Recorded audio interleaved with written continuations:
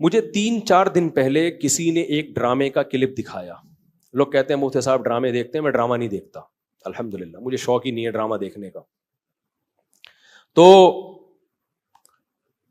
لیکن کلپ دکھایا، مجھے خیال ہوا کہ میں اس پر بات ضرور کروں گا کہ کس طرح سے ڈراموں فلموں میں آپ کے گھر کے ماحول کو خراب کیا جا رہا ہے، عورت کو مرد کا باغی بنایا جا رہا ہے، بہو کو ساس کا باغی بنایا جا رہا ہے آزادی کے نام پہ. تو میں یہ بات اس لیے ریکارڈ کروا رہا ہوں، ان لڑکیوں سے کہتا ہوں خدا کی قسم یہ ڈرامے فلمیں تمہیں آزادی نہیں دلا رہے، تمہیں برباد کر رہے ہیں. یہ وہ ڈرامے کا کلپ یہ دکھایا، اب پوری بات تو مجھے معلوم نہیں. شوہر اپنی بیوی سے کہتا ہے کہ میری ماں سے معافی مانگ لو. کوئی اچھا کام کرے گا اگر یہ کلپ میرے اس کلپ کے ساتھ جوڑ کے چلا دے، اس ڈرامے کا کلپ بھی چلا دے اور یہ میرا کلپ بھی، پھر صحیح بات بنے گی. اگر کوئی کلپ چلا سکتا ہے نا چلا دے. شوہر بیوی سے کیا کہہ رہا ہے اپنی، کہ میری ماں سے معافی مانگو. بہو کہتی ہے کہ میں ساس سے معافی نہیں مانگوں گی، میری غلطی نہیں ہے. شوہر کھینچ کے ایک تھپڑ لگاتا ہے اپنی بیوی کو. سمجھ رہے ہو؟ شوہر کیا لگاتا ہے؟ کھینچ کے ایک تھپڑ. پھر اس کو خیال ہوتا ہے کہ شاید زیادہ لگا دیا میں نے، تو تھوڑا سا محبت سے بیوی کے کندھوں پہ ہاتھ رکھتا ہے، تو بیوی بھی اٹھا کے شوہر کو ایک لگاتی ہے زور سے تھپڑ. میں نے کہا اس پہ کمنٹس پڑھو کہ کمنٹس میں کیا ہے. کمنٹس سے لوگوں کی عکاسی ہوتی ہے. 99% پازیٹیو کمنٹس تھے کہ بیوی نے بالکل ٹھیک کیا ہے. بیوی نے کیا کیا ہے؟ بولو، ٹھیک کیا ہے. میں خواتین سے کہتا ہوں آپ کرو ایسا. شوہر تھپڑ لگائے نا، آپ بھی لگاؤ تھپڑ، بالکل آپ کا رائٹ ہے. اس کے بعد لا الہ الا اللہ محمد الرسول اللہ، میں حلفیہ بولتا ہوں، شوہر سے محبت کی امید مت رکھو. وہ تمہیں سیکس کا ایک آلہ سمجھ کے یوز کرے گا. خدا کی قسم، ایک انسٹرومنٹ جو بازاروں سے ملتے ہیں نا، اس کے علاوہ تمہارا اپنے شوہر سے 2 ٹکے کا رشتہ نہیں ہوگا. یہاں ہو سکتا ہے اگلا ڈرامہ یہ لوگ اس پہ بنا لیں یا بنا بھی لیا ہو کہ نہ ہو ہمیں شوہر کی ضرورت نہیں ہے. میں نہیں کہہ رہا کہ شوہر نے تھپڑ مار کے اچھا کام کیا. ڈرامہ اگر خاندان کو جوڑنا سکھاتا نا تو کیسے بناتا ڈرامہ، وہ میں ابھی بتاؤں گا آپ کو. مجھ سے پوچھ کے بناتا نا تو میں بتاتا اس طرح سے بناؤ ڈرامہ، اس طرح سے معاشرے کی اصلاح ہوگی. یہ جو آپ نے رپلائی دکھا دیا نا کہ شوہر نے تھپڑ مارا اور اٹھا کے بیوی نے بھی تھپڑ، تو جنہوں نے مجھے کہا نا، میں نے کہا ان کے یہ بولو کہ لندن میں باپ بھی بچوں پہ ہاتھ نہیں اٹھا سکتا. سمجھ رہے ہو نا؟ ماں بھی بچوں پہ ہاتھ نہیں اٹھا سکتی. لندن کی مثالیں دینی ہے تو پھر پوری مثالیں دیا کرو. لندن میں یہ نہیں ہو سکتا کہ شوہر بیوی کا خرچہ اٹھائے. لندن میں شوہر بیوی کا خرچہ نہیں اٹھاتا. لندن میں شوہر بیویوں سے بچے پیدا نہیں کرتے. لندن میں مرد بیوی سے شادی کرتا ہے 55 سال کی عمر میں. 25 سال کے لونڈے ان انگریز عورتوں کو نہیں ملتے. لندن میں ایک آدمی 100 عورتوں سے منہ کالا کر کے جب تھک کے بڈھا ہو جاتا ہے نا، پھر بیوی سے شادی کرتا ہے جا کے. وہ جب لندن کو لینا ہے تو پورا لو لندن کو میرے بھائی، آدھا بولتے کیوں نہیں لو، آدھا نہیں لو. لندن میں انگریز بڈھے بیوی سے وفا کرتے ہیں، 100% کرتے ہیں. 50-55 سال کی عمر میں جب بڈھے ہو جاتے ہیں، 22 سال کا لونڈا بیوی سے وفا کرے اور شادی کر کے اس کا خرچہ اٹھائے. یہ آپ کو انڈا موڑ پہ اس کی مثالیں ملیں گی. اس کی مثالیں آپ کو لندن میں نہیں ملیں گی. سمجھ رہے ہو؟ ہم غریبوں کے یہاں مثال، میرے بھانجوں نے شادی کی، ایک 20 سال ایک 22 سال، تو 3-4 سال سے وفا کر رہے ہیں، کسی عورت سے ان کا ریلیشن نہیں ہے. یہ لندن میں مثالیں نہیں ملیں گی. ملیں گی 55 سال کے بڈھوں کی ملیں گی، جب کسی کام کے رہے نہیں تو بیوی سے، وہ کہتے ہیں بیوی سے گورا وفا کرتا ہے. حضرت آپ لندن سے آئے ہیں نا؟ صحیح کہہ رہا ہوں غلط کہہ رہا ہوں؟ تو یہ لندن کی نا ڈراموں فلمیں بہت دکھا رہے ہیں، لندن میں عورت پہ ہاتھ نہیں اٹھا سکتے. امریکہ میں کوئی ہاتھ اٹھا کے دیکھے تو او بھائی نہیں اٹھا سکتے، لیکن وہاں ماں بچے کو بھی چماٹ مار کے تو دیکھے. میرے پاس لندن سے عورتوں کے فون آئے، چیخ رہی ہیں فونوں پہ، کہہ رہے میں نے، ماں کہہ رہی ہے جس بیٹی کو میں نے پالا جوان کیا، ایک راتوں کو اس کے لیے جاگی، موبائل اس کے ہاتھ سے چھیننے کے لیے تھپڑ مارا اور اس نے مجھے جیل بھجوا دیا. تو لندن پورا فالو کرو. سمجھ رہے ہو؟ ان عورتوں سے کہتا ہوں کہ تمہاری بھی اولادیں ہوں گی. تو وہ کیا کہ اب یہ ڈرامے میں جو دکھایا رہا نا، بیوی میں بھی اٹھا کے کیا لگا دیا؟ شوہر کو چماٹ. تو نیچے 99% کمنٹس جو ہیں پازیٹو کہ بہترین کام کیا, ایسے مرد کا یہی علاج ہونا چاہیے, ساس کو بہو پہ کوئی حق نہیں ہے, وہ کیوں معافی مانگے. مجھے لگا کہ اس قدر زہریلی یہ تحریک چل رہی ہے نا گھروں کو تباہ کرنے میں, گھروں کو بگاڑنے میں, کہ کسی مولوی کے 4 گھنٹوں کے بیان, درس قرآن ایک طرف, اور یہ ایک چھوٹا سا کلپ گھروں میں آگ لگانے کے لیے ایک طرف. اگر اس ڈرامے والوں میں تھوڑی سی غیرت ہوتی نا, گھر جوڑنا چاہتے, تو کیا دکھاتے وہ؟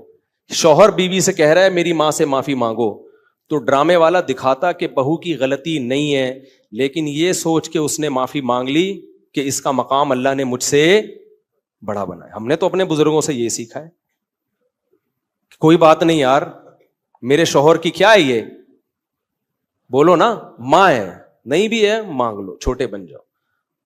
ہاں ساس بار بار ٹارچر کر رہی ہے, زہر اگل رہی ہے, وہ ایک الگ بات ہے, اس کا حل تو پھر یہ کہ الگ رہو, پھر بھی چماٹا نہیں ہے, تھپڑ پھر بھی نہیں بنتا. اس کو حل یہ کہ بھائی الگ, شریعت بھی یہی کہتی ہے اگر ساس بہت زیادہ ذہنی طور پہ ٹارچر کر رہی ہے تو بھائی کہاں رہو, پھر شوہر کو حکم ہے کہ بیوی کو الگ لے کے رکھے.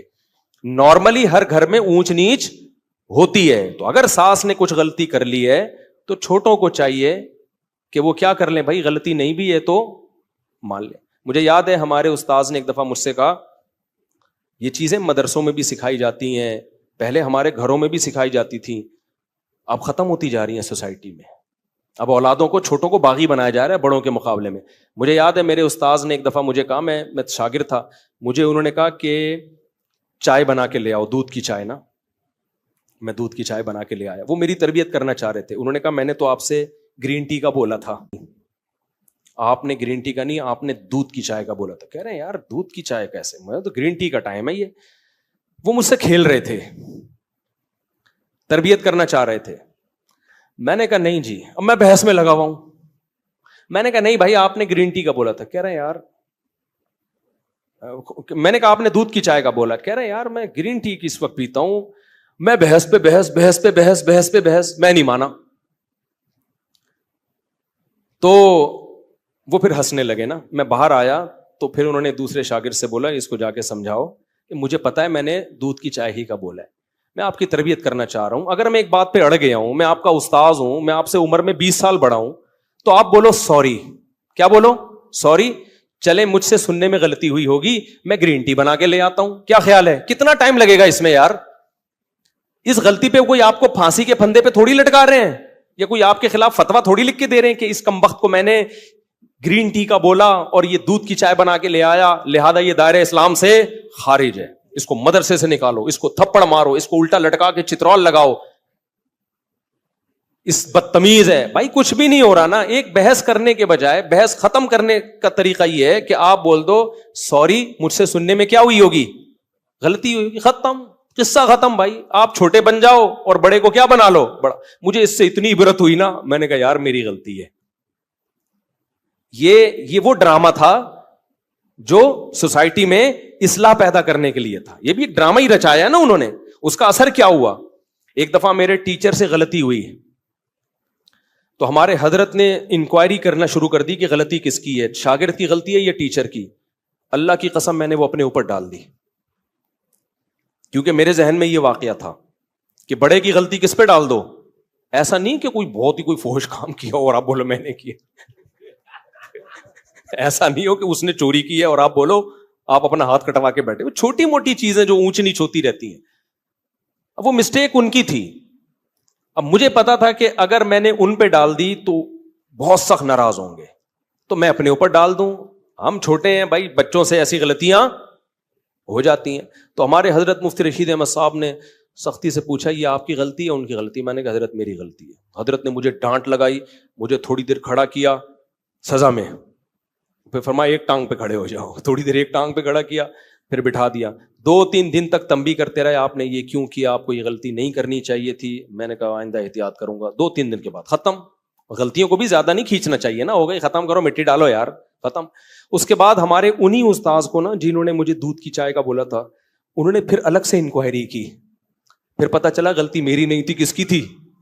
وہ اتنا خوش ہوئے, اتنا خوش ہوئے, اتنا خوش ہوئے. انہوں نے کہا ویل ڈن, ٹھیک ہے نا. تو سوسائٹی کی جب اصلاح کرنا چاہتے ہو تو چھوٹے کو سمجھایا جاتا ہے یار بڑا بڑا کس بات کا ہے, وہ چھوٹی موٹی اونچ نیچ گھر میں ساسوں سے ہو جاتی ہے, کیا کرو, اگنور کرو. تو ڈرامے نے اگر اصلاح کرنی ہوتی نا, تو ساس اگر غلطی کرتی تو بہو کو یہ سمجھایا جاتا, یہ دکھایا جاتا کہ دیکھو غلطی ساس کی تھی مگر بہو نے کیا کر دیا, اپنے اوپر ڈال دی. ٹھیک ہے, میں ہر ساس کی بات نہیں کر رہا, بعض ہیں تو بہت ٹارچر, ہمیں بھی اس سوسائٹی میں پلے بڑے ہیں, ہمیں پتا ہے گھروں میں کیا ہوتا ہے. تو اگر زیادہ مسئلہ ہو رہا ہے تو پھر الگ رکھو, پھر بیوی کو ماں کے ساتھ رکھنا جائز نہیں ہے. اگر وہ بعض ساسیں پاگل کر دیتی ہیں بہوؤں کو, تانے دے دے کے ایسا مارتی ہیں نا, ایسے یعنی تانوں سے مارتی ہیں, ہاتھ سے نہیں مارتی.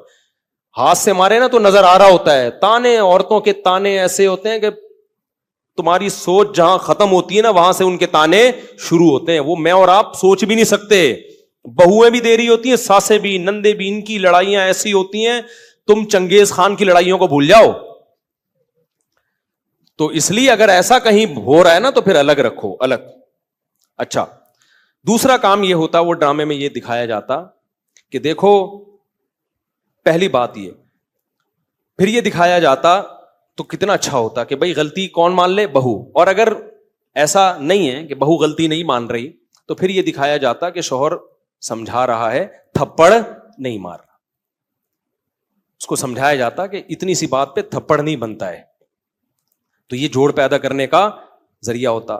تیسرے اسٹیپ میں اگر شوہر نے تھپڑ مار بھی دیا, غلط کیا, تو ایسے موقع پہ ڈرامے میں اگر سوسائٹی کی اصلاح کرنا چاہتا نا تو ہرگز یہ نہیں دکھاتا کہ آگے سے رپلائی عورت نے کیا ہے. وہ یہ دکھاتا کہ خاندان کے بڑے شوہر کو لے کے بیٹھے ہیں کہ بیٹا اتنی بات پہ تھپڑ بنتا نہیں ہے, اس سے اصلاح نہیں ہوگی. تمہاری بیوی کے دل میں تمہاری ماں کی محبت پیدا ہونے کے بجائے اور نفرت پیدا ہوگی, کیونکہ عورت یہ کہے گی میرا شوہر جو مجھ سے نفرت کر رہا ہے, مجھے مار رہا ہے, وہ میری ساس کی وجہ سے. تو اس سے ساس بہو کے تعلقات اچھے نہیں ہوں گے, اس سے ساس بہو کے تعلقات کیا ہو جائیں گے, خراب. تو یہ دکھاتے کہ اس طرح سمجھایا جا رہا ہے. کوئی انسان کا بچہ ہوگا تو کھوپڑی میں اس کے آ جائے گا, اور اگر پھر بھی اس نے تھپڑ لگا دیا, اس طرح عورت کو, شوہر کو سمجھایا جاتا. اور عورت کو کیا سمجھایا جاتا کہ عورت مرد پہ کبھی بھی ہاتھ نہیں اٹھاتی. اس نے کیا, غلط کیا, ہم خاندان کے بڑے اس کو سمجھائیں گے, بٹھائیں گے کہ ایسا دوبارہ مت کرنا. بیٹا تمہارا حق نہیں بنتا کہ تم شوہر پہ ہاتھ اٹھاؤ, وہ سربراہ ہے. کبھی دیکھا کہ کسی نے سربراہ پہ ہاتھ اٹھایا ہو؟ اس کی کیا حیثیت رہ گئی 2 ٹکے کی؟ سے سوائے طلاقوں کے کچھ بھی حاصل نہیں ہوگا. اور جب طلاق ہو گئی یہ عورت جائے گی نا, تو آپ کیا سمجھتے ہو اس کو کوئی بہت اچھا آدمی مل جائے گا جو آئندہ کبھی ہاتھ نہیں اٹھائے گا اس کے اوپر؟ یہ تو پسند کی شادی تھی جس میں یہ ہو گیا. تو جب ثواب کی نیت سے شادی ہوگی, خالی صرف طلاق یافتہ سے کر رہا ہے, صرف ثواب کی نیت سے, اس کا کیا حال ہوگا؟ سوائے گھروں کو توڑنے کے, برباد کرنے کے کچھ بھی حاصل نہیں ہو رہا. مرد کبھی بھی برداشت نہیں کرتا کہ عورت اس کے اوپر ہاتھ اٹھائے, اس سے اس کے دل میں 2 ٹکے کی حیثیت نہیں رہتی. وہ پھر جان چھڑائے گا, بولے گا ایک انسٹرومنٹ کے طور پہ استعمال کرو, ذمہ داریاں نہ اٹھاؤ اس کی. اور ہو رہا ہے, اس کا نقصان اینڈ میں عورت ہی کو ہونا ہے. تبھی جو خاندانی لوگ جو بیٹیوں کا گھر بساتے ہیں نا, وہ اپنی بیٹیوں کو ہمیشہ سمجھاتے ہیں بیٹا شوہر کی اونچ نیچ کو تم نے گھر بسانے کے لیے برداشت کرنا ہے. اپنا بتا رہے ہوتے ہیں کہ ہم نے برداشت کیا تو آج ہم لائف کو انجوائے کر رہے ہیں. یہ باتیں جو میں آپ سے کر رہا ہوں نا, صرف زبانی نہیں کر رہا, اپنے بچوں کے لیے بھی ہم نے یہی لا بنایا ہوا ہے. ہم بھی بیٹیوں والے ہیں, دامادوں والے ہیں, ہم نے بھی یہی لا بنایا ہوا ہے کہ تھوڑی اونچ نیچ ہو کوئی بات نہیں, آپ نے کیا کرنا ہے, آپ کی زندگی اپنے سسرال سے وابستہ ہے. شوہر کبھی غصے میں ہوتا ہے, کبھی نارمل موڈ میں ہوتا ہے, گھر بسانے کے لیے اونچ نیچ کو برداشت کرنا پڑتا ہے. یہ چیزیں دادیاں نانیاں سکھایا کرتی تھیں, اور آج میڈیا نے وہ ساری صدیوں کی تہذیب کی ایسی کی تیسی کر دی. یہ چند کلپ چھوٹے چھوٹے چل رہے ہوتے ہیں, ایسی آگ لگا رہے ہوتے ہیں سوسائٹی میں کہ ان کو پتا نہیں کہ ان کے اپنے گھر تو بسے نہیں ہوتے, ان کی اپنی زندگی کیا ہوتی ہے. ان کو نہ شوہر کی محبت ملتی ہے, ان کو نہ باپ کی محبت ملتی ہے, باپوں سے بدتمیزیاں اتنی کی ہوئی ہوتی ہیں کہ باپ بھی ان کو اپنی بیٹیاں نہیں سمجھ رہا ہوتا. یہ صرف میڈیا پہ آ کے ہوتے ہیں, باپ بیٹی میں اتنا اچھا ریلیشن, کیمرہ ہٹتے ہی وہ ریلیشن گیا تیل لینے, ٹھیک ہے نا, کیمرے کے بعد کوئی ریلیشن نہیں. ابے کیا ریلیشن ہوگا, پارک میں 2 بجے بیٹھی ہوئی ہے, باپ فون کر کے پوچھ نہیں سکتا کہ یہاں کیا کر رہی ہو 2 بجے, تو یہ کیا ریلیشن ہے؟ تو یہ سب ایسی کی تیسی کر دی ہے سوسائٹی کی. تو ایسے ڈراموں سے آپ کبھی بھی متاثر نہ ہو اور گھروں میں پابندیاں لگاؤ, اپنی بیٹیوں کو مت دکھاؤ, یہ بیٹیاں کل تمہارے گریبان میں ہاتھ ڈالیں گی. آپ کو یاد ہے ایک بول فلم آئی تھی, اس میں ایک غریب باپ دکھایا جس کی اتنی ساری بیٹیاں ہیں, کھانے کو روٹی نہیں ہے, تو بیٹی غصے میں باپ کو کیا کہتی ہے, جب کھلا نہیں سکتے تھے تو پیدا کیوں کیا ہے. کیا سکھا رہے ہو یار تم بیٹیوں کو یار. آپ کا کیا خیال ہے ہر گھر میں چولہا جلتا ہے؟ بہت سے گھروں میں غربت ہے, ان سب بچیوں کو باپ کے خلاف کھڑا کر دیا کہ نہیں کر دیا؟ سب بچیاں, ہزاروں لاکھوں بچیاں باپ کے گریبان میں ہاتھ ڈالیں گی, کم بخت جب کھلا نہیں سکتے تھے تو پیدا کیوں کیا ہے. کھلا نہیں سکتے تھے پیدا کیوں کیا. کیا ہر گھر میں روٹی ہوتی ہے؟ سب سے پہلے تو سیدہ فاطمہ پہ اعتراض ہوتا ہے, ہمارے نبی کے گھر میں 40 دن چولہا نہیں جلتا تھا. کیا ہمارے نبی کی بیٹی نے نبی سے یہ کہا کہ جب 40 دن چولہا نہیں جلتا, کھلا نہیں سکتے, تو اے اللہ کے رسول آپ نے نسل کیوں نہیں روکی, آپ نے پیدا کیوں کیا ہمیں؟ سب سے پہلے اعتراض تو وہاں جائے گا. غربت تو ہمارے ملک میں بہت ہے, تو سب یہ گریبانوں میں ہاتھ ڈالیں گے. آپ اس کو بتاؤ, ڈرامے میں فلم میں یہ دکھانا چاہیے تھا کہ بیٹا کھلا نہیں سکتا تھا, پھر بھی اللہ نے کھلا کے تجھے 6 فٹ کا بنا دیا ہے, اتنی بڑی کیسے ہو گئی بغیر کھائے, اور اتنا کھایا ہے کہ باپ کی آنکھوں میں آنکھیں ڈال کے بات کر رہی ہے. یہ جب زیادہ کھاتا ہے تو اس طرح بولتا ہے, کم کھانے والے میں اتنا کانفیڈینس نہیں ہوتا, بہت زیادہ کھایا ہے. اور پھر میں اگر فلم بناتا نا تو پھر میں یہ بھی بولتا اس کو, میں بولتا کہ بیٹا مجھ سے غلطی ہو گئی, میں کھلا سکتا نہیں تھی, پیدا کر دیا, لیکن اب اس غلطی کی تلافی ہو سکتی ہے. بندوق لو, مارو اپنے آپ کو ختم. بھائی ریورس بھی تو یہ عمل ہو سکتا ہے نا.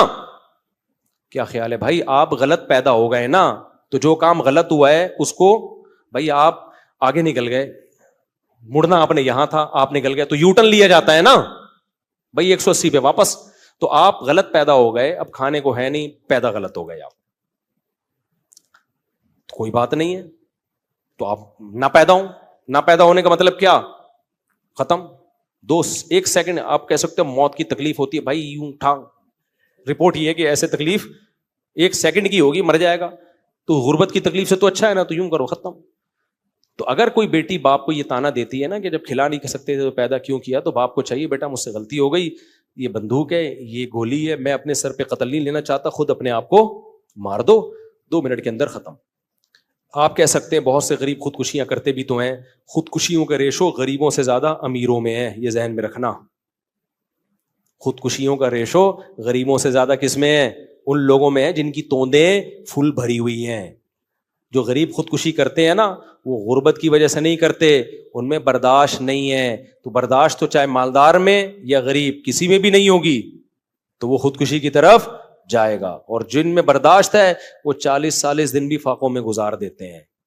ہم نے ایسے لوگوں سے میں ملا ہوں جو جیلوں میں بند تھے, کئی ہفتے کھانے کو نہیں ملا ان کو. وہ کہتے تھے کہ ہم ایسے بھوک سے تڑپتے تھے بھوک سے, کہ کہتے ہیں ہمارے ساتھی کو ایک دفعہ بسکٹوں کا چورا نظر آ گیا. وہ نہیں بسکٹ کسی نے پنی پھینکی ہوئی تھی, کہہ رہے ہم نے وہ پنی اٹھائی اور چورے کو 2 حصوں میں ڈیوائڈ کیا. 2 بندے تھے جیل میں, بھوک سے کیا حال ہوگا. اور کہہ رہے ہماری یہ حالت تھی کہ یہ ہلا بھی نہیں جا رہا. چورے کے 2 برابر حصے کیے, ایک حصہ یوں کر کے کہتے ہیں میں نے زبان پہ رکھ کے کافی دیر تک چاٹتا رہا کہ نگلنا نہیں ہے فوراً, تاکہ تھوڑا ٹیسٹ آتا رہے. خودکشی بولو نہیں کی.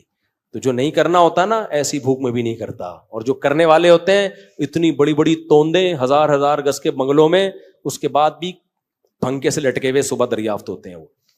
تو لوگوں کو غربت مہنگائی ختم کرنے کی کوشش کرواؤ, نسل روکنا اور اس طرح کی فلمیں بنانا اور بیٹیوں کو باپ کے خلاف بدتمیز بنانا, ان چیزوں پہ لوگوں کو مت لے کر آؤ. اور آئندہ کوئی ایسا کلپ دکھائے نا کہ شوہر نے بیوی کو تھپڑ مارا, بیوی نے بھی جواب میں تھپڑ مارا, اس پہ نیگیٹو کمنٹس کیا کرو, پازیٹو کمنٹس نہ کیا کرو. کیونکہ آج یہ ڈرامے والے یہ دکھا رہے ہیں نا کہ شوہر نے بیوی کو تھپڑ مارا, بیوی نے بھی مارا, کل پتہ ہے یہ کیا دکھائیں گے کہ باپ نے بیٹے کو تھپڑ مارا, جواب میں بیٹے نے بھی باپ کو تھپڑ مارا. اس پہ بھی لوگ کلیپنگ کر رہے ہوں گے, ویل ڈن. ابھی چونکہ اتنے ماڈرن ہم ہوئے نہیں ہیں, لیکن اس ماڈرنزم کی طرف ہمارا میڈیا ہمیں آہستہ آہستہ لے کے جا رہا ہے. تو کل یہ بھی ابھی سوسائٹی اس کو ایکسیپٹ نہیں کر رہی, کل اس کو بھی ایکسیپٹ کرے گی اور بولے گی باپ نے تھپڑ مارا تو بیٹا اور باپ کے ایک جیسے رائٹ ہیں. انگریزوں کے ایک جیسے رائٹ ہوتے ہیں, کوئی فرق نہیں ہوتا, لہذا بیٹے نے بھی تھپڑ مارا. پھر کل دکھائیں گے ماں نے بیٹی کو تھپڑ مارا, بیٹی نے بھی کھینچ کے تھپڑ مارا, لوگ کلیپنگ کریں گے, ویل ڈن, ایسی ماں کے ساتھ ایسا ہی ہونا چاہیے. پھر دکھائیں گے ٹیچر نے ہمیں تو کالج میں بھی ہم نے ٹیچروں سے تھپڑ کھایا ہے, ہمارے تو ذہن میں بھی نہیں. میں کالج میں تھا, میرے ٹیچر نے مجھے تھپڑ مارا تھا, ذرا سی بات پہ مارا, غلط کیا, نہیں مارنا چاہیے تھا, لیکن ہمارے ذہن میں تصور بھی نہیں کہ ہم بھی ٹیچر پہ ہاتھ اٹھائیں. اگر اٹھا لیتے, میں سمجھتا ہوں موت تک سکون نہیں ملتا. اب تک ضمیر ملامت کرتا کہ یار میں نے کیا ہے, میں ٹیچر پہ ہاتھ اٹھایا. بے سکون ہو جاتا کہ نہیں؟ جب تک اس کے پاؤں میں گڑ گڑا کے معافی نہ مانگ لیتا ہمیں سکون نہیں ملتا. ایک مقام ہے مرتبہ بھائی, اس نے غلط کیا, بلا وجہ تھپڑ مار دیا, لیکن ہم تھپڑ کیسے مارے, ہم یہ کیسے ہو سکتا ہے یار اپنے ٹیچر پہ ہاتھ اٹھ کے. لیکن کل میڈیا دکھائے گا کہ ٹیچر نے اسٹوڈنٹ پہ تھپڑ مارا, اسٹوڈنٹ نے کھینچ کے ٹیچر کو, اور کمنٹس میں کیا ہوگی؟ کلیپنگ. ابھی صرف میاں بیوی کے رشتے کو توڑ رہے ہیں یہ لوگ, کل باپ بیٹے کے رشتے کو بھی توڑیں گے, ماں بیٹی کے رشتے کو بھی توڑیں گے, ساس بہو کے رشتے کی تو ایسی کی تیسی پہلے ہی کر چکے ہیں, کچھ مذہبی اسکالر بھی ان کی باتوں میں آ گئے ہیں. پھر آہستہ آہستہ بہن بھائیوں کے رشتے کو توڑیں گے, پھر آہستہ آہستہ یہ چچا بھتیجے کو, ماموں بھتیجے بھانجوں کے رشتے کو توڑیں گے. پھر پتہ ہے صرف ایک رشتہ انسان کا رہ جائے گا, وہ ہوگا کتا, جو گورے کا ہے. گورے کو, کتے کو ہلکا مت سمجھو. یہ کتا گورا جو کتا لے کے گھومتا ہے, خدا کی قسم یہ بہت سارے میسیجز لے کے گھوم رہا ہوتا ہے. وہ بتا رہا ہوتا ہے کہ مسلمانوں ہوش کے ناخن لو, اگر تم نے بر وقت شادیاں نہیں کی, بچے پیدا نہیں کیے, بڑے چھوٹوں کا ادب نہیں کیا, اپنے خاندانی نظام کو نہیں بچایا, اپنی روایات کو نہیں بچایا, تو تمہیں جو محبت باپ سے ملنی چاہیے تھی وہ بھی کتے سے ملے گی, جو محبت ماں سے ملنی چاہیے تھی وہ بھی کتے سے, جو پوتے نواسوں سے ملنی چاہیے تھی اس کا آلٹرنیٹ بھی کتا, جو بہن بھائیوں سے ریلیشن ہونا چاہیے تھا وہ ریلیشن بھی تمہیں کہاں سے ملے گا؟ کتا. تو ہر چیز کی ذمہ داری کتا اٹھائے گا. میرے بھائی ایک کتے پہ اتنا بوجھ مت ڈالو, اتنا بوجھ مت ڈالو. تمہیں میری باتیں مذاق لگ رہی ہیں, کاش یہ باتیں کھوپڑی شریف میں بیٹھ جائیں کسی طریقے سے. ہم چیخ رہے ہیں, عمل کر کے دکھا دیا بھائی, ہم تو بدعمل لوگ ہیں, لیکن اس میں ہم نے شادیاں بھی کر کے دکھا دی, بچے بھی پیدا کر کے ولاگ میں دکھا. اس لیے مجھے شوق نہیں ہے بچے دکھانے کا, اس لیے دکھا دیے کہ یار ہم بھی تو ہے نا. لوگ کہتے ہیں تمہارے پاس پیسہ ہے, ابے جب ہماری شادیاں تھیں ہمارے پاس پٹپٹی بائک تھی پرانی سی, میں نے 6 مہینوں کی قسط پہ ایف ایکس خریدی تھی پچکی ہوئی. اس وقت میری 3 بیویاں تھیں, سمجھ رہے ہو, اور 10-11 بچے تو اس وقت بھی تھے. یہ تو بعد میں سستی کا شکار ہوا ہوں میں. اس وقت بھی ہم اسی طرح خوش تھے الحمدللہ, اور ہمارے کوئی اعمال تھوڑی ہیں جس کی وجہ سے ہم خوش ہیں, کوئی اتنے نیک آدمی تھوڑی ہیں. یہ تو بس ایک فطرت سے بغاوت نہیں کی ہم نے. تبھی مجھے ڈر لگتا ہے کہ یہ استدراج نہ ہو, اللہ کی طرف سے ڈھیل نہ ہو. تو اتنا کچھ بتا دیا, 20 سال سے میں یہ چیخ رہا ہوں کہ نسل بچاؤ, بچے پیدا کرو, عورت کو گھر کا ہاؤس وائف بناؤ. اب یہ کتنی بڑی میڈیا میں ایک بحث چل رہی ہے, اگر آپ ہاؤس وائف ہیں تو آپ یوں کریں. ابے وائف ہوتی ہاؤس ہے, ہاؤس میں ہے, ہاؤس کے باہر جو ہے وہ وائف کہاں رہی؟ پھر نہیں آئی میرا خیال ہے بات. وائف کا مطلب ہی ہاؤس وائف ہی ہے بھائی. جو ہاؤس میں نہیں ہے تو پھر ہاؤس نہیں, وہ ہوٹل ہے. رات کو میاں بیوی کی ملاقات ہوتی ہے, وہ ہوٹلوں میں بھی ہو جاتی ہے, ٹھیک ہے نا. نہیں آئے گی سمجھ میں, خدا کی قسم بہت مشکل ہے سمجھانا. ہاؤس وائف, یہ وائف کا جو لفظ ہے نا, اس میں ہاؤس گھسا ہوا ہے, یہ وائف سے الگ نہیں ہو سکتا. وہ پوری وائف ہے ہی نہیں جو ہاؤس وائف نہیں ہے بھائی, وہ آدھی وائف ہے آدھی کچھ اور ہے. وہ تو وائف کہاں ہوئی پھر وہ؟ تبھی دیکھو عربی میں بیوی کو اہل بیت کہا جاتا ہے. اہل بیت, اہل بیت کا مطلب پتہ کیا ہے؟ بیت گھر کو کہتے ہیں, اہل والا, اہل المال مال والا, اہل کتا کتا والا. اب یہ بھی آ گیا نا مارکیٹ میں. آپ لوگوں سے یوں ملا کرو, پوچھا کرو آپ کتے والے ہو یا بیوی بچے والے ہو, یعنی آپ کا کانسیپٹ کیا ہے کہ مال کما کے بڑھاپے میں کتا رکھنا چاہیے یا بچپن میں جلد شادی کر کے بالغ ہو کے جلد شادی کر کے بیوی بچے پالنے چاہیے, اس طرح سے پوتے نواسے پالنے چاہیے یا کتا. یہ اب ایک کانسیپٹ کو سوسائٹی میں لے کر آؤ کہ 2 کانسیپٹ چل رہے ہیں. ایک گورے کا کانسیپٹ, وہ کیا ہے؟ کتے والا. سارے گورے ایسے نہیں ہوتے. لوگ نیچے کمنٹس کر رہے ہوتے ہیں نہیں وہاں بھی بڑی بڑی فیملیاں, میں مجھے پتا ہے بڑی بڑی وہاں بھی فیملیاں ہیں, لیکن آہستہ آہستہ مارکیٹ سے کیا ہو رہی ہیں؟ شارٹ ہیں. ابھی بھی وہاں بھی خاندانی لوگ بھی ہیں, ایسا نہیں ہے, ہم اتنے بیوقوف ہیں نہیں جتنا آپ ہمیں سمجھتے. لوگ کہتے ہیں 1 ہفتہ مفتی صاحب امریکہ رہ کر آئے ہیں, رپورٹیں ایسے پیش کر رہے ہیں جیسے پوری زندگی امریکہ میں گزری ہو. بھائی ہم امریکہ ایک ہفتہ رہے ہیں, لیکن گوروں کے ملکوں میں ایک ہفتہ نہیں رہے. بہت سارے ملکوں میں بہت دفعہ بہت سارے ہفتے رہے ہیں. تو کلچر سب کا کیا ہے, گھروں کے اندر کی پوزیشن سب کی ایک جیسی ہے, چاہے آسٹریلیا ہو, چاہے جاپان ہو, چاہے امریکہ ہو, چاہے ہانگ کانگ ہو. نہیں آ رہی میرے خیال ہے کھوپڑی میں بات. تو اس لیے تو وہ کیا کہہ رہا تھا میں, باتیں ادھر ادھر بہت ہو رہی ہیں یار, آج بہت ہی اوٹ پٹانگ قسم کا بیان چل رہا ہے. یعنی اوٹ پٹانگ کا مطلب کوئی بے ترتیبی سا چل رہا ہے, اس کی وجہ سے یہ سب کچھ ہو رہا ہے. آپ کو دیکھ کے مجھے احمد یاد آ رہا ہے, تو ناراض نہیں ہوئیے گا, مذاق کر رہا ہوں. تو کیا کہہ رہا تھا میں ابھی, جو آخری بات چل رہی تھی وہ تو ہو گئے نا. کتے سے پہلے کیا بات چل رہی تھی؟ ہاں اہل بیت کی بات کر رہا تھا نا, کہ وائف تو ہوتی ہی ہاؤس ہے بھائی. ہاؤس کا لفظ وائف کی ڈیفینیشن میں گھسا ہوا ہے. تو اب دیکھو عربی میں گھر والوں کو اہل بیت کہا جاتا ہے, بیوی کو. تبھی قرآن کہتا ہے نا, انما یرید اللہ لیطہرکم اہل البیت, اے اہل بیت اللہ چاہتا ہے تمہیں ہر برائی سے پاک کر دے. تو یہاں اہل بیت سے نبی کی بیویاں مراد ہیں. تو بیویوں کو اللہ نے کیا کہا, اہل بیت. اہل مانا والا, بیت مانا گھر, تو اہل بیت گھر والا یا گھر والی. تو عربی میں بیوی کو کہتے کیا ہیں, گھر والی. اس کا مطلب گھر والی اور بیوی ایک ہی چیز کے دو نام ہیں, سمجھ رہے ہو. اسی طرح اردو میں بھی گھر والی کہتے ہیں. یار میرے گھر والے منع کر رہے ہیں, کہتے ہیں نا گھر والے, تو مطلب وہ جو گھر میں رہتے ہیں, وہ بیوی اور چھوٹے بچے رہتے ہیں گھر میں. بڑے بچے تو نکل جاتے ہیں, کوئی امریکہ کوئی جاپان, کہاں کہاں چلے جاتے ہیں. تو اگر وہ گھر والی ہی نہیں ہے تو پھر اٹ مینز وہ بیوی ہونے کا اس میں عنصر ہے ہی نہیں. اس لیے بھائی گھریلو عورتوں سے نکاح کیا کرو میرے بھائی جان, سمجھتے ہو. مت متاثر ہو ان لبرل اور سیکولر لوگوں کے نعروں کے. یہ بزبان حال کہہ رہے ہوتے ہیں خود تو ڈوبے ہیں صنم, تم کو بھی لے ڈوبیں گے. یہ نہ عورتوں کے حقوق کے علمبردار ہیں, نہ مردوں کے حقوق کے علمبردار ہیں. ان کے پاس نہ عورت کے حقوق ہیں نہ آدمیوں کے حقوق. یہ سب کے حقوقوں کی ایسی کی تیسی کر دی. میرا نام عامر اعجاز ہے, میں آپ کا بہت بڑا فین ہوں. کورنگی کراسنگ میں رہائش پذیر ہوں. اسٹیل دودھ والی, اچھا یہ تو وہی دودھ والی بکریاں, آپ سے ہم خریدیں گے دودھ والی بکریاں, فری میں نہیں لیں گے انشاءاللہ. دودھ والی بکریاں, دودھ والی بکری کا بزنس بہت ٹائٹ ہے. میرا خود ارادہ ہو رہا ہے اب میں اس کو بزنس کروں یار, دودھ والی بکریوں کا. اصلی شہد کی پہچان یہ ہے کہ چھتے سے توڑ کے آپ خود لے کر آئے ہو, کسی لیب میں نہیں پتا چلتا, یہ ذہن میں رکھنا. نہ اصلی شہد کا ذائقہ بعد دفعہ خراب ہوتا ہے. یعنی خراب سے مراد نقلی نہیں, اصلی شہد کی علامت ہے جمے گا. جو جم نہیں رہا اس کا مطلب گڑبڑ ہے, کیمیکل ڈالے ہوئے ہیں. کوئی بھی لکوڈ چیز ہوگی وہ ٹھنڈ میں جمے گی. البتہ جو بیر کا شہد ہے وہ ذرا مشکل سے جمتا ہے, وہ جلدی نہیں جمتا. اور پلوسا درخت کا شہد ہے KPK میں, وہ گرمیوں میں بھی جم جاتا ہے.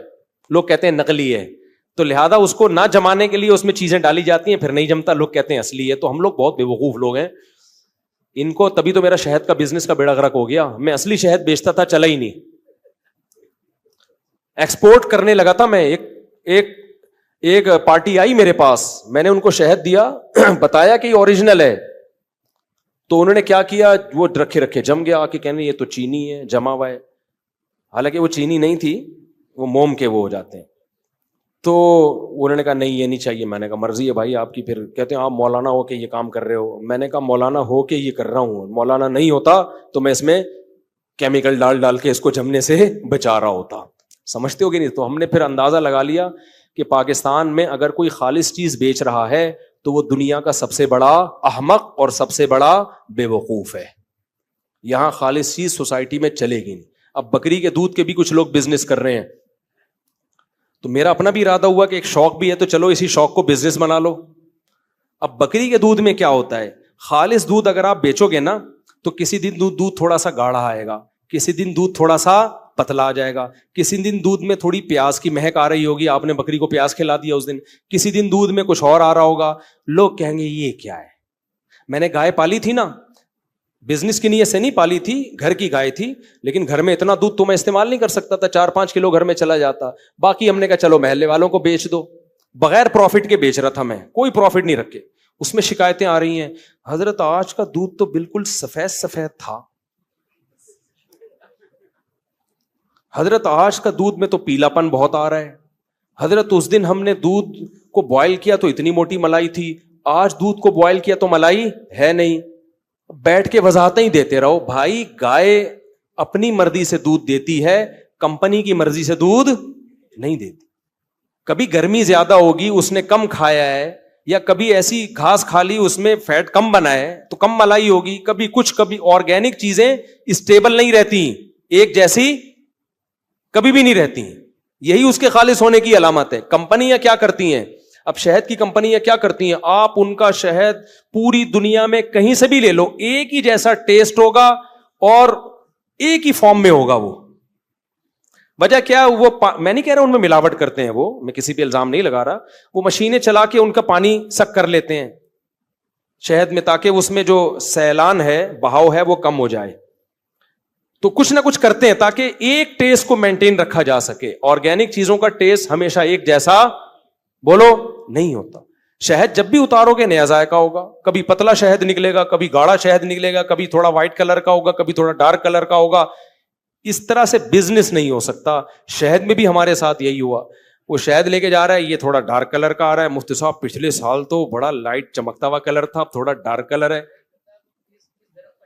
بس وہی نا, کس درخت پہ ہے, کس موسم میں ہے, کون سے پھول اس نے چوسے ہوئے ہیں, مکھی کا موڈ ایک ایسا تھا, یہ سب چیزیں ڈیپینڈ کرتی ہیں. گائے کا موڈ ہوتا ہے تو دودھ دبا کر دیتی ہے, موڈ نہیں ہوتا تو دودھ کی کوالٹی گرا دیتی ہے وہ.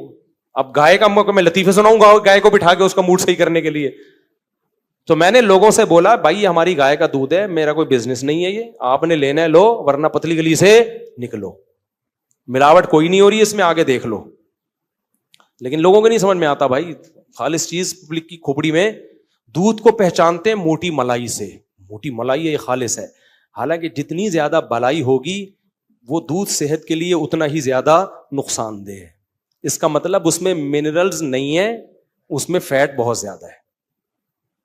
جب گائے کو, بھینس کو آپ گھاس کھلاؤ گے نا, دودھ کی کوالٹی اچھی ہوگی صحت کے لحاظ سے, ملائی کم ہو جائے گی. جب آپ اس کو وہ پتہ نہیں کیا کہتے ہیں ونڈے, اس کو پتہ نہیں کیا چاکلیٹیں کھلاؤ گے نا. ہمارا ایک دوست ہے, وہ دودھ گائے پالتا بھی ہے اور دودھ بیچتا بھی ہے, وہ گائے کو کیک کھلاتا ہے. شام کو بیکری کا جتنا سامان ہے وہ لے کے اپنی گائے کو کھلاتا ہے, کہتے اس سے دودھ بہت اچھا آتا ہے. کیک کھا کے گائے اچھا دودھ دے سکتی ہے, لیکن ہوتا کیا ہے, میٹھا دودھ نکلتا ہے, فیٹ بہت زیادہ, لوگ اسی سے دودھ خریدتے ہیں. یار اس کے دودھ کی کوالٹی بڑی شاندار ہے, گاڑھا دودھ ہے, اتنی موٹی ملائی, اور ایسا میٹھا کہ چینی ڈالنے کی ضرورت ہی نہیں. اور ہماری گائے گھاس کھا کے دودھ دے رہی تھی. یہ کیا ہے, مفتی صاحب باتیں تو بڑی اچھی کرتے ہیں لیکن مفتی صاحب کی گائے دودھ اچھا نہیں دیتی, کیونکہ گائے کی نیچرل غذا گھاس ہے میرے بھائی. کیک اور چاکلیٹیں نہیں ہے, وہ میٹھا دودھ دے دے گی, ملائی بھی ہوگی, تو وہ خود ہی تھوڑے دنوں میں پھول کے کپا بنے ہوئے ہوگے, گھی کا ڈبا بنے ہوئے ہوگے, دودھ کی کوالٹی تھوڑی رہے گی وہ. تو اس لیے پاکستان میں ہمارا تجربہ یہ ہے, میں نے بھی بزنس کیے ہیں, ایسا تھوڑی بہت سارے بزنس کر کے بیٹھا ہوا ہوں میں, اندازہ ہو گیا. یہاں صحیح چیز, یہاں جھوٹ بول کے مال بیچنا آسان ہے, سچ بول کے مال بیچنا مشکل. سچ بول کے شادی کرنا یہاں بہت مشکل ہے. آپ بولو میری اتنی آمدن ہے اور میری پہلے سے ایک بیوی موجود ہے, دوسری بیوی کو میں یہ گھر دوں گا, نہیں ہوگی کبھی بھی شادی. سچ بول کے کام کرو گے یہاں کچھ بھی نہیں ہوتا. تو یہاں سچ کی ویلیو نہیں ہے, کیا کریں, سوسائٹی اس طرح کی. کچھ لوگ ہیں عقل مند ابھی بھی الحمدللہ. تو اس لیے میں آپ کو ترغیب دے رہا ہوں کہ اگر کوئی کاروبار کرنا ہے نا, اس وقت بکری کے دودھ کا بزنس جو ماہرین ہیں وہ کہہ رہے ہیں بہت ٹائٹ چل رہا ہے, تو شاید چل جائے.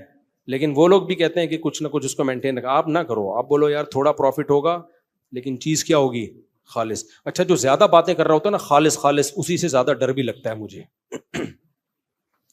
کیونکہ زبان پہ اعتماد ہی ختم ہو گیا لوگوں کے. ابھی ایک صاحب نے, ایک حکیم تھے, 2 نمبر حکیم, اللہ ان کی مغفرت فرما دے تو زیادہ اچھا ہے. مغفرت مردوں کے لیے کی جاتی ہے نا دعا, تو ویسے تو وہ زندہ ہیں. انہوں نے ہمارے کسی دوست کو کوئی نسخہ دیا, وہ سست رہتے تھے نا, سستی رہتی تھی ان میں.